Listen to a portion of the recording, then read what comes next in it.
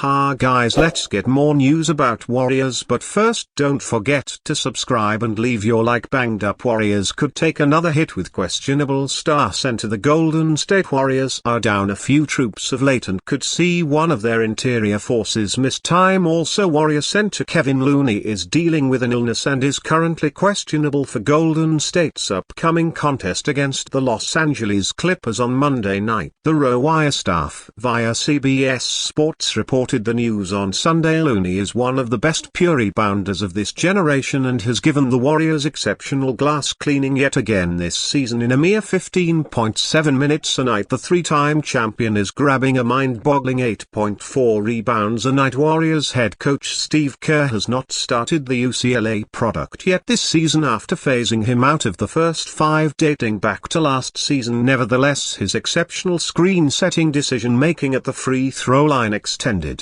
backdoor passing and work out of the dunker spot will be missed should he miss time. However, and man corner the 3rd of May have caused the Warriors' loss to the Clippers the story of the night, and a statistic everyone will most certainly point their finger at as the culprit behind the Golden State Warriors' 102-99 loss to the Los Angeles Clippers is the Warriors' collective failure at the free throw line, where they shot an abysmal 9 of 19, 47.4%, as opposed to the Clippers' 16 of 18 clip from the charity stripe. Another notable statistical battle was on three-pointers. The Warriors took approximately 48% of their total shots from behind the arc and drilled 16 out of their 44 attempts. The Clippers had a lower 39% three-point attempt rate and also drilled 16 threes, but on fewer attempts 34. While the Warriors chose the volume is king approach to taking their threes, the Clippers picked their spots and took shots born out of well-created opportunities, mostly as a result of James Harden's advantage creation and uncanny ability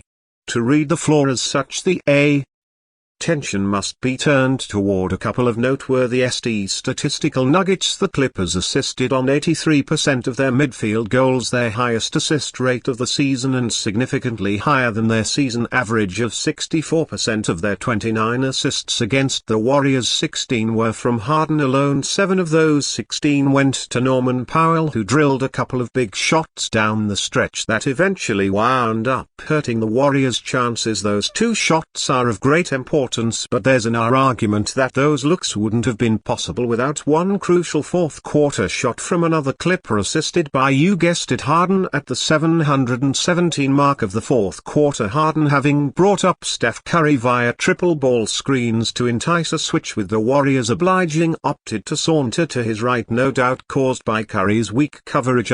He shading Harden to his right, which is considered his weak hand. Andrew Wiggins ends up essing onto Turin man and guards him in there right corner. Entering the nig height man sported a 9 of 32 clip, 28.1% on threes on the surface. That gives him a scouting report designation of okay to leave open at the least and warranting a soft closeout at most. However, sifting through man's threes and categorizing them by location, an anomaly that belies his overall prowess as a three-point shooter, can be found on right corner. Trees man entered the night with a S of 15 clip, 63.6%. While the volume is most certainly low, it's enough to conclude that if man were to be parked on a spot on the floor that gives him a modicum of shooting ability, it's in the right corner. As such, when Harden starts his drive and sees Wiggins help off of man in the strong side corner, either side of the court where the ball is located, he makes the simple decision to dish the ball to man, who proves the statistical anomaly to be quite a real thing. While it wasn't obvious at the time, this man, the 3rd of May, have had an unfortunate downstream effect on how the Warriors chose to defend two key possessions involving Harden and Powell.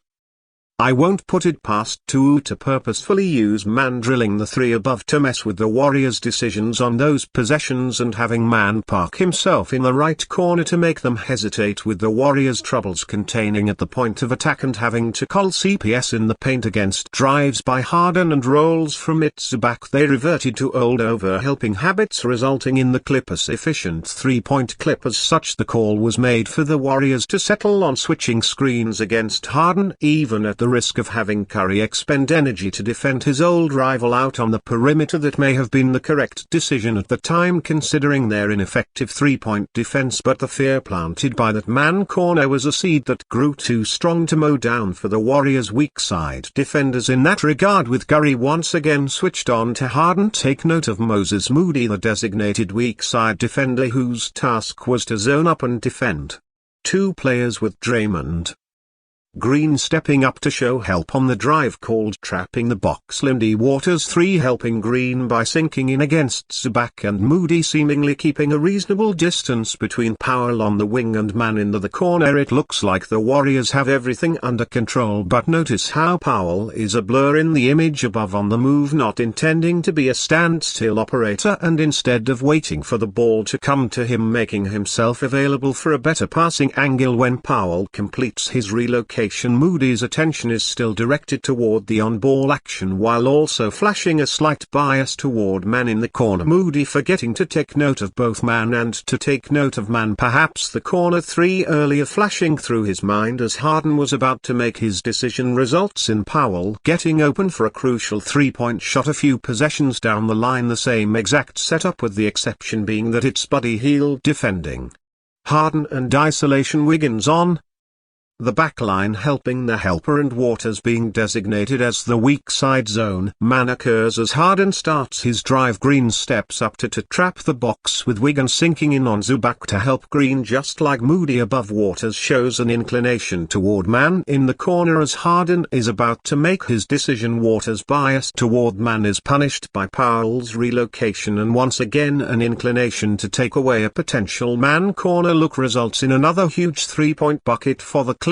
While the game wasn't certainly lost on the possessions above, the Warriors' turnover woes and trouble in generating efficient half-court looks resulted in scoring a measly 97.1 points per 100 possessions, not to mention the free throw woes. It shone a light on habits they may want to nip in the bud as the season progresses. That said, limiting the Clippers to an even 100 points per 100 possessions is still indicative of a good defensive game, but in a game as close as this, even a few instances of blown defensive coverage and wrong decisions born out of fear of a previous seemingly unrelated corner 3 proves the power of one singular possession. Warriors build juggernaut backcourt in mock trade for Pacers rising star. The Golden State Warriors could wholly invest in their backcourt ahead of the 2024-2 NBA trade deadline. The Sporting News Colin King matched the Warriors up with the Indiana Pacers in a mutually beneficial Jonathan Kuminga for Bennedict Mount swap. King deemed the Pacers as illegitimate contenders while asserting that the Warriors could reap huge dividends by cementing a sharp-shooting lineup for the future, saying this in part Buddy Hield has injected some much-needed shooting into the post-Klay Thompson Warriors, and maybe Golden State should double down on their playing style by trading for another elite shooter on the wing. Keane wrote, "One would think that Indiana Pacers shooting guard Bennedict Mathurin is considered almost untouchable by Indiana's front office, but the Warriors might be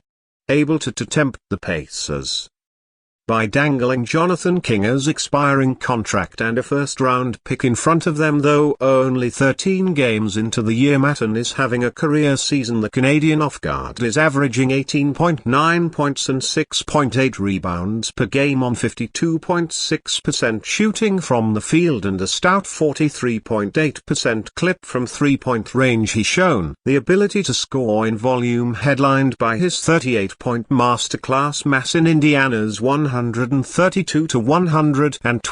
win over the New York Knicks on November 10, where he also drilled 73s. And you fan, what do you think of the situation of Bennedict Mathurin? Leave your opinion in the comments.